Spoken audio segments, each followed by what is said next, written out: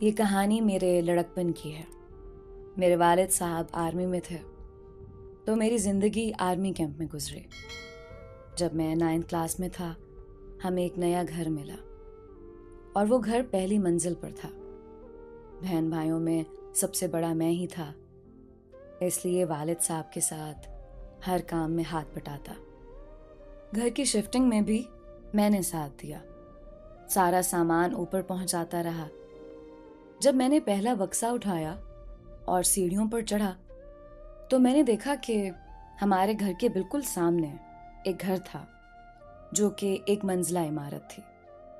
اس کے صحن میں ایک نوجوان لڑکی اپنے بالوں سے پونی اتار رہی تھی۔ وہ بے حد خوبصورت اور نفیس لگ رہی تھی۔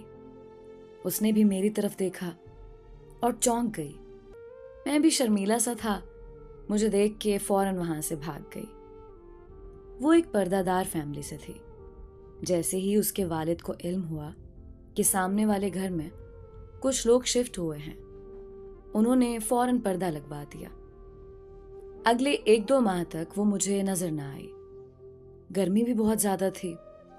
میں سوچتا رہا کہ شاید وہ اس گھر کی کوئی مہمان ہوگی، اس لیے دوبارہ نظر ہی نہیں آئی۔ پھر موسم بدلا اور سردی آ گئی۔ میں ابھی میٹرک میں آ گیا تھا۔ ایک دن تو میری خوشی کی انتہا نہ تھی جب میں نے اس کو صحن میں دھوپ میں بیٹھے دیکھا۔